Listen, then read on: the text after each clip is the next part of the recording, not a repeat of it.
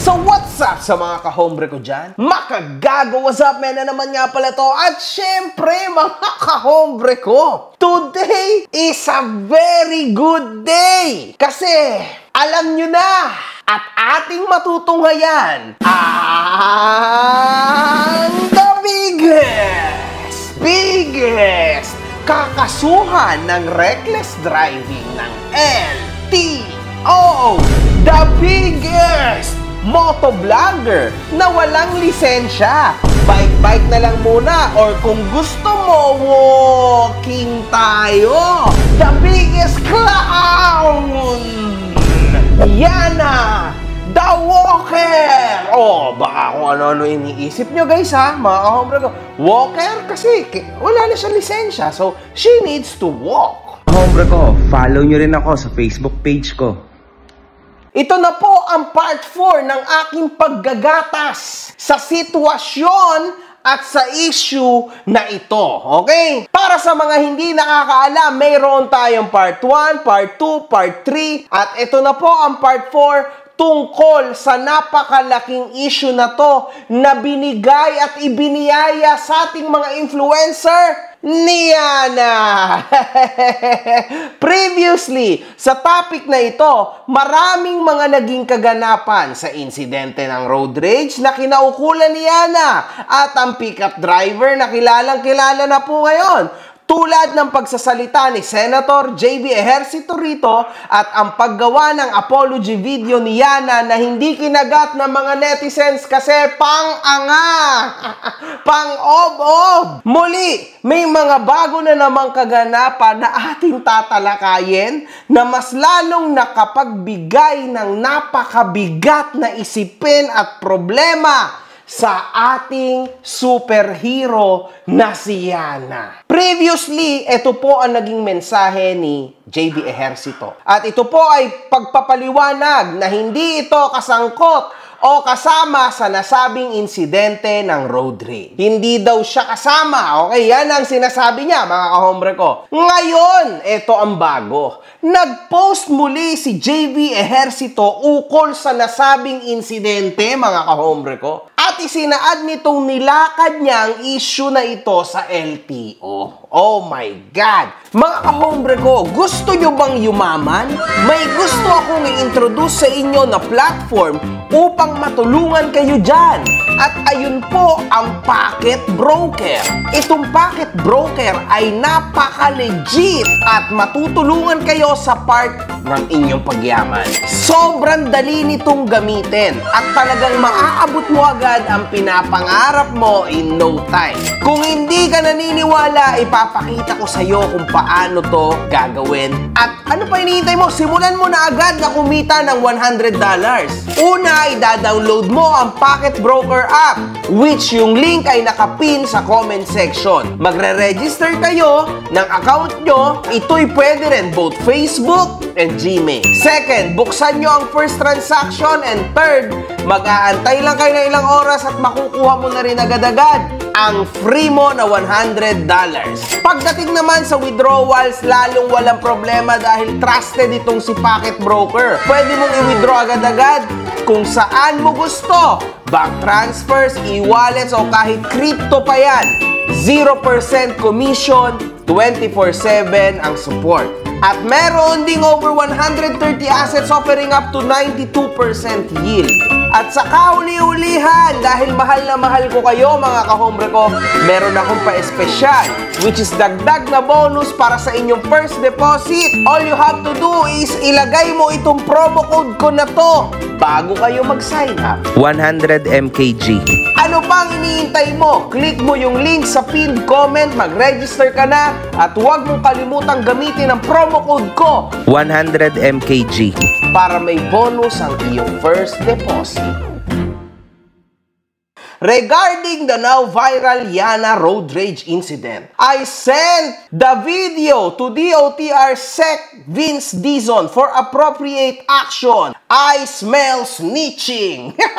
De, joke lang. Grabe, mga kahombre ko, wag ha. Senator yan. Though, there was a public apology by Yana on video last night. There should be action from the appropriate government agency, LTO, to discipline drivers or riders on the road. Tama! Napakalinis po! Sobrang linis ng intensyon ni Senator J.V. Ejercito. We shall await for the action of DOTR and LTO on this matter. Also, we should never tolerate this kind of behavior. Yana should learn from this incident. We need to respect locals dahil nakikiraan lang tayo sa kanilang lugar. Reminder to all riders. In my many years of riding, the riding community knows I have no records of being a bully on the road. Wala tayong mapapala sa ganon. Tama mga kahombre ko. Napakalinis po ng intensyon ng ating mahal na senador na si J.V. Ejercito. Isa lang ang naging problema ko. Bakit may naganap na isnitchan mga kahombre ko? At ito po ay tough. Siyempre, inisnitch ka ng isang senador. Mga kahombre ko, katapusan nyo na to pagka ganyan. Kasi senador yan. Anyway, nagbibiroan lang tayo dito, pero mapunta tayo seryoso. Kapag ang isang senador ang gumawa ng aksyon at kumatok sa kahit na anong ahensya ng gobyerno, kahit hindi totoo na umalis si Yana, mapapaalis talaga ako niyan. Delikado yan, mga kahombre ko. Kasi siya po ay isang halal for a motivation. May motibo yan, bakit nyo hinalal yan? Ibig sabihin, senador mo yan. Kaya mahirap, mga kahombre ko, kasi for sure, alam ni senator ang ginagawa niya. Hindi naman yan kay para gumawa ng kalokohan, para lang i-risk ang pangalan na binuo niya all his life. And his family too, his clan. No, not a chance. Si Senator ay nagpapakasaya-saya lamang, mga kahombre ko. Kitang-kita naman po yan, no? Sa mga picture niya together with some influencers. Now, mga kahombre ko, dahil sa paglakad ni Senator J.V. Ejercito, na-aksyonan agad ng LTO ang nasabing issue. After few hours, mga kahombre ko, na naglabas si Senator ng kanyang hinaing sa LTO, bang! Bigla na agad naglabas ng show cause order ang LTO para kay Aliana o Yana, the vlogger. Pinapapunta po sa LTO si Yana sa Tuesday, May 6, 2025 ng alas 2. At kailangan niyang magsulat ng comment o explanation on why you should not be administratively charged for the violation of reckless driving. Napakasaklap nito, mga kahombre ko, okay? And ito pa, your driver's license is hereby preventively suspended for a period of 90 days and is to be placed under alarm. Further, you are hereby directed to surrender your driver's license upon receipt of this SCO. Failure to appear and submit written comment explanation as required shall be construed by this office as a waiver of your right to be heard, and the case shall be decided based on the evidence at hand. Patay, mga kahombre ko. Patay ka nito. Nako. Oh my God! Eleksyon pa naman. Kailangan magpabango. Patay ka ngayon yan. Balik. Nako, putang ina. Ang pangit ng naging action mo ngayon. Sa totoo lang, mga kahombre ko, eto para sa akin hindi naman siya ganun kalala, ano? Kasi sa totoo lang, isang babae na namakyo, kaso kailangan magbigay ng ehemplo. Kailangan mapakita ng LTO at ng DOTR na talagang umaaksyon sila kasi kumalat po sa publiko to. Pero kung hindi ito naka-video at hindi niya ito pinost, tandaan nyo, siya nag-post ito, si Yana mismo. Imagine niyo, mga kahombre ko, kung hindi niya yan pinost, wala na yan sana. Wala sana tayong issue ngayon. Wala sana ang kinita ngayon. Wala sanang 4 na videos in 2 days, mga kahombre ko. So, salamat Yana, pero grabe. Nakakaawa ka ngayon. Grabe yan. Kasi sobrang yabang po ng babae na ito. Kitang-kita nyo naman sa mga comments niya. Nagbabaklap to sa kanyang mga fans, no? Pangit po na mga salita nitong babae na ito. Lalo na against do sa driver, no? Sobrang aggressive at sobrang no manners. Ewan ko bakit ganon, no? Porque natuto lang tayo ng konting Ingles. Tayo, naakala natin, tayo na yung pinakamataas sa buong mundo, mga kahombre ko. Okay? Anyway, dito po nagsimula ang lahat. Ang ating kaibigan na si Rendon Labrador, no? Ayon sa isang post niya, merong poster dito, may nakasulat, Motivated All-Stars Moto Camping. Nakasulat po dito ang magiging destinasyon nila, okay? Kita nyo, magkikita sa Petron Marilao, dito, doon, Centrum Gas Station, tapos bang! Rekta sa Cotto Mines, Zambales, mga kahombre ko. At kitang-kita natin dito. Nandito po sa poster na ito ang ilan sa mga sikat na motovlogger sa panahon ngayon. Tulad ni Rendon, ni Ejercito, ni Yana, nandito rin si Jawo. Nandito si Pacboy. Marami pong sikat dito, mga kahombre ko. So, yung movement na ginawa ni Rendon, no? I mean, maybe isang event to, okay? Moto camping. So, alam mo na, camping, mga kahombre ko, at mga kasama ay mga sikat. Tama? Nagresulta ang post na ito sa paghinalang totoong kasama raw nila Senator J.V. Ejercito at Rendon Siana. Ayon, mga kahombre ko, dahil nagkausap kami ng aking kaibigan na si Rendon, ang katotohanang nangyari dyan, bagong taon, bagong talpakan, meron o wala lang naman pipiliin nyo nasa link down below, nakapin. Try mo, meron o wala lang naman pipiliin mo. Let's go! Ay totoong magkakasama sila sa moto camping event sa Zambales. Okay? Totoo naman daw yan. Pero sa nasabing insidente ay hindi na sila kasama. Noong second day ng trip, nagawang humiwalay nila Yana, kila Rendon at Senator Ejercito sa kadahilan ng nabalahaw ang kotse nila. Ito po ang proof. Ayan na nga, nabalaho na si Boss Carl. Late na nga, nabalaho pa yung Innova niya. So wala tuloy makadaan dito sa event namin. Late pa siya dumating. Ayan yung dala ni Boss Carl, oh. Isang pick-up, Everest, 3 sasakyan siya. At naiwan yung Innova. Hindi kinaya. Magpo-photo sana kami dun. Ayan, inaayos pa.